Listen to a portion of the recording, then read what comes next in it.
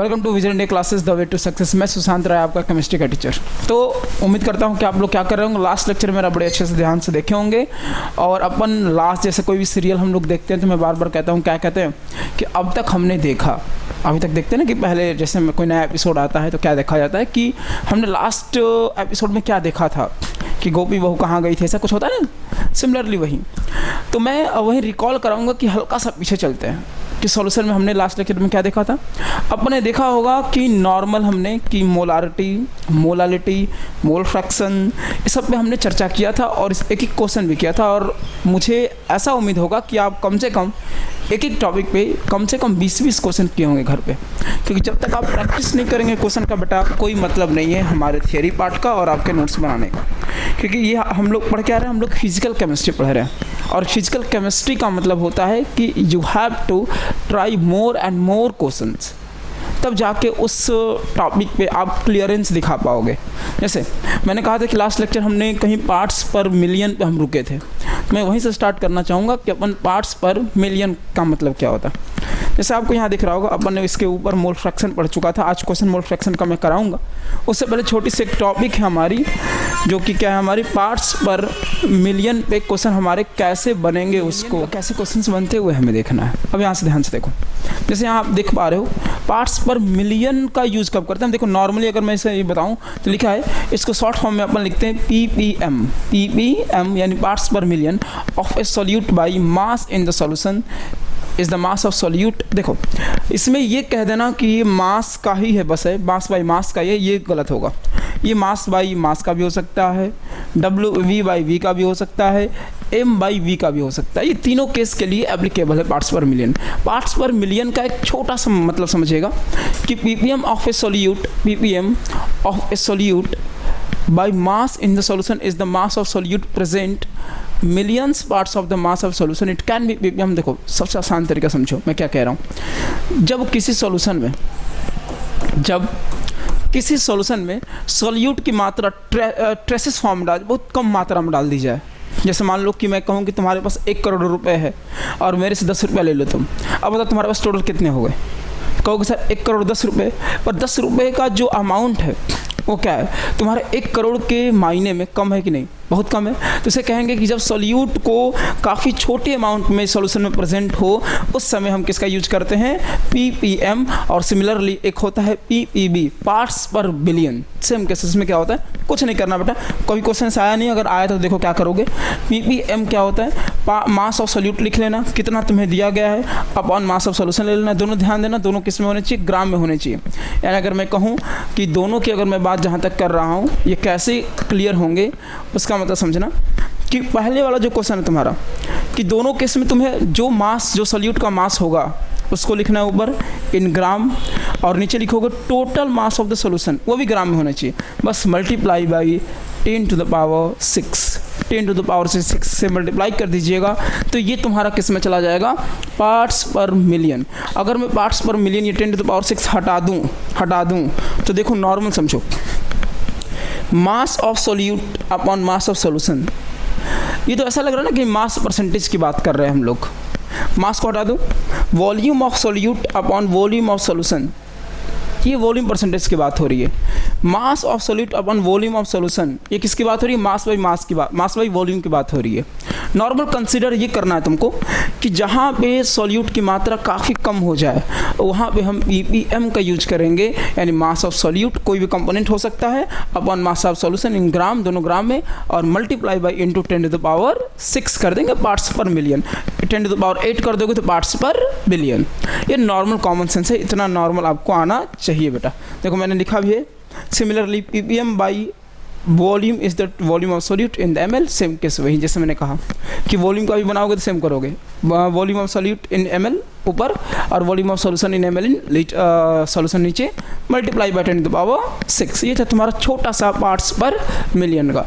मैंने last class में रुका था ये कह के कि अगली क्लास जब मेरी होगी तो अपन लोग एक बड़ी अच्छा सा मस्त क्वेश्चन करके किस वक्त चलेंगे, हम लोग चलेंगे इस पे मोल फ्रैक्शन का क्वेश्चन। एक बड़ा सा प्यारा सा क्वेश्चन है और उम्मीद करता हूँ कि ये क्वेश्चन मैं सॉल्व करूँगा। इसके बाद आप खुद ऐसे कई सारे क्वेश्चन आप कर लोगे। सबसे पहले क्वेश्चन पहले आप पढ़ लिए होंगे अभी तक calculate the mole fraction of ethylene glycol, जिसका फॉर्मूला होता है C2H6O2 in A solution containing 20% C2H6O2 by mass. हमारा जो फॉर्मूला है आपका, कि जो फॉर्मूला है जो कह रहा है कि जो इथाइलिन ग्लाइकोल है एक सॉल्यूशन में 20% मास का प्रेजेंट है, तो बताइए इसका मोल फ्रैक्शन क्या होगा। तो ऐसे क्वेश्चन को करने के लिए पहले मैं आपसे शुरू से भी बताया है कि फिजिकल केमिस्ट्री के क्वेश्चन को करने के लिए आपको पहले क्या करना होगा, आपको पहले लिखना होगा, क्या लिखना होगा बताओ, गिवन दैट, कि तुम्हें दिया क्या है। गिवन दैट यानी तुमको क्या क्या दिया है। सबसे पहला लिखो, पहले लिखो ध्यान से, इसमें तुमको मोल फ्रैक्शन निकालना है। Mole fraction of ethylene glycol, इसका तुम्हें मोल फ्रैक्शन निकालना है। चलो ठीक, दिया क्या है सर, दिया है 20% ऑफ C2H6O2। ये तुम्हारा प्रेजेंट है किसमें, एक सॉल्यूशन में, ध्यान रखना, बाई मास। इसका मतलब समझो, मैं एक तरीके से तुमको समझाऊँ तो मैं क्या कहूँगा, मान लो जो टोटल सॉल्यूशन होगा, सॉल्यूशन का जो परसेंटेज होगा, सॉल्यूशन का जो परसेंटेज होगा वो कितना होगा। मान लो टोटल सॉल्यूशन हमारा 100% होगा, जो भी सॉल्यूशन तुम्हारा बना होगा वो कितना परसेंट होगा, नॉर्मल मान लो कितना भी परसेंटेज आता है तुम्हारे एग्जाम में, एग्जाम देते हो, बोर्ड का रिजल्ट आता है, कुछ भी रिजल्ट आता है, तो टोटल परसेंटेज कितना होता है 100%। उसी में तुम अपना परसेंटेज लेके आते हो ना। तो मान लो कि जो सॉल्यूशन है बन रहा है, इसको मैं मान लूँगा ये 100% होगा। अब इस 100% को मैं किस में कन्वर्ट कर लेता हूँ, मास में, क्योंकि क्वेश्चन मास ही में पूछा है, देखो ध्यान से, मास में। तो 100% को मैं 100 ग्राम मान लूँ। मैं ये मान सकता हूँ कि जो सॉल्यूशन है वो कितना है, 100% है, तो मैं 100% को कितना मान लेता हूँ, 100 ग्राम मान लेता हूँ। अगर यहाँ तुम 100% को 100 ग्राम माने हो, तब देखो ध्यान से, इसमें C2H6O2 यानी इथाइलिन ग्लाइकोल का परसेंटेज क्वेश्चन में कितना दिया गया है, 20%। यानी 100% को अगर तुम 100 ग्राम मान सकते हो तो 20% को कितना ग्राम मान सकते हो, 20 ग्राम। यानी ये क्वेश्चन ये जनरेट हो यहाँ पे कि 100 ग्राम सॉल्यूशन में, 100 ग्राम सॉल्यूशन में हमारा 20 ग्राम कौन प्रेजेंट है, C2H6O2। अब दिमाग में ये चल रहा होगा तुम्हारे, सर ये तो आपने बड़ा अच्छी बात बताया हमको कि इसमें प्रेजेंट है, लेकिन आप ये भी पता है हम लोग को कि solution equal to solute plus solvent. इसमें से आपने कहा सर 100 ग्राम हमारा सॉल्यूशन है, सॉल्यूट हमारा इसमें क्या आ गया है, इथाइलिन ग्लाइकोल 20 ग्राम। जब क्वेश्चन में सॉल्वेंट ना दिया हो तो हम मानते हैं कि उसमें क्या मिलाया गया होगा, यूनिवर्सल सॉल्वेंट यानी वाटर मिलाया गया होगा। चलो अब यहाँ से हर बच्चे को समझ में आ गया होगा 100 gram minus 20 gram equal to water, यानी 80 ग्राम तुम्हारा क्या हो गया, पानी हो गया। इसका मतलब लिखूं तो क्या लिखूंगा, यानी 20 gram of C2H6O2 is dissolved in 80 gram of water to form 100 gram of solution. यानी अभी हमने एक आंसर नहीं लाया क्वेश्चन का, हमने एक छोटी सी लाइन जो 20% बाई मास लिखा था उसको हमने डिकोड किया है। और डिकोड कैसे किया है, डिकोड ये कह रहा है कि अकॉर्डिंग टू डेटा एक 100 ग्राम के सॉल्यूशन कैसे बना है हमारा, तो 20 ग्राम हमारा उसमें C2H6O2 डाला गया, उसको किस में डिजॉल्व किया गया, उसमें 80 ग्राम पानी में डिजॉल्व किया गया, और उससे करके हमें 100 ग्राम का एक सॉल्यूशन प्रिपेयर किया गया। अब इसमें ये 20% जो है 20 ग्राम C2H6O2 है, इसका मोल फ्रैक्शन निकालिए, यानी काई निकालिए। तो मोल फ्रैक्शन से पहले आपके दिमाग में चल रहा होगा कि अपन को सर पहले क्या निकालना होगा, मोल निकालना होगा। सबसे पहले लिखिएगा मोल ऑफ C2H6O2।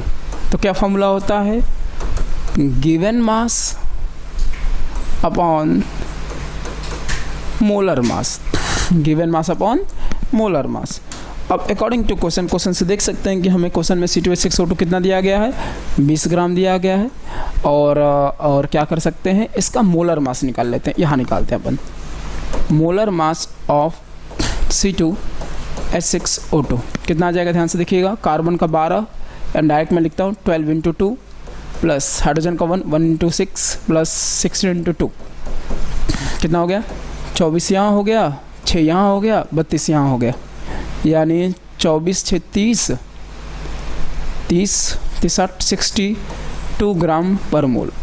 ये आया आपका क्या, ध्यान समझिएगा, ये आया क्या आपका, ये आया molar mass of the C2H6O2। Divide कर दीजिए इससे, नॉर्मली 60 ग्राम पर मोल से इसको डिवाइड करेंगे तो इसका आंसर आएगा 0.322 मोल। चेक कर लीजिएगा, आपको अभी इतना आना चाहिए।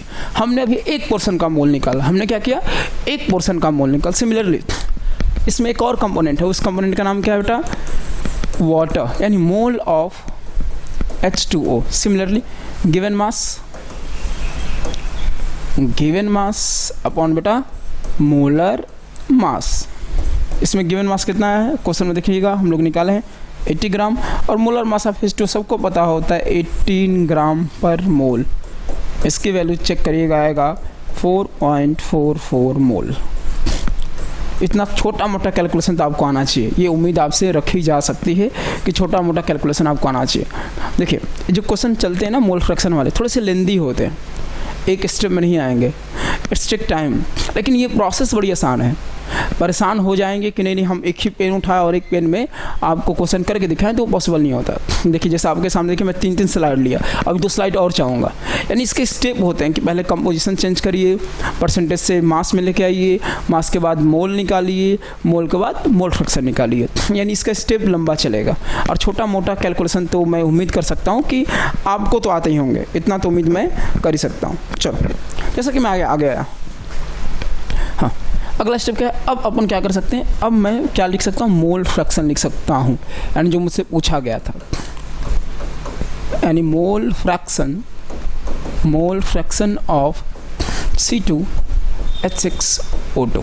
चलिए जैसे मैंने कहा था, इसको हम लोग कैसे लिखते हैं, काई से लिखते हैं। कैसे लिखते हैं, काई। और याद रखिए अपना फॉर्मूला क्या है, अपना अपॉन पूरा, जिसका पूछेगा उसका मूल ऊपर, यानी NC2H6O2 अपॉन पूरा नीचे, यानी C2H6O2 प्लस NH2O, ये करना है।